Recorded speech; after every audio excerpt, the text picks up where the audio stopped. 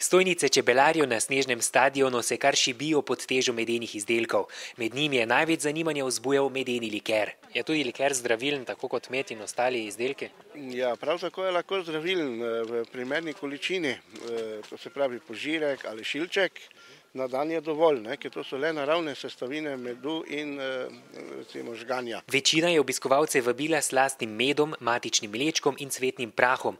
Na eni izmed stojnic pa nam je uspelo najti celo medeno marmelado. To sadje ni bilo zasladkano z nobenim sladkorjem, niti z belim, niti z rjavim, samo z medom.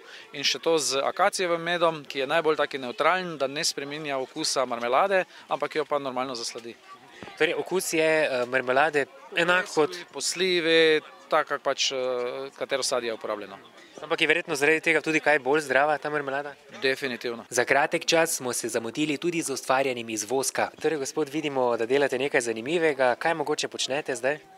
Tole vlivamo tele modelčke, imamo, to so čebelice, so pa lahko razni modeli, od sveče, od raznih kipcev, kaj si pač poželimo. In če je bil festival namenjen medenim izdelkom, se ne bi spodobilo, če nanj ne bi povabili tudi tistih, ki med ustvarjajo. Tukaj pa lahko vidimo zdaj v bistvu čebele. Tu se pa vidi, ja, cela družina, razen trotov ni več.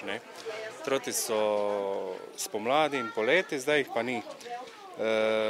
Ostalo pa vidimo delavke, matico, vse dojilje, pa še imamo celo nekaj zalege.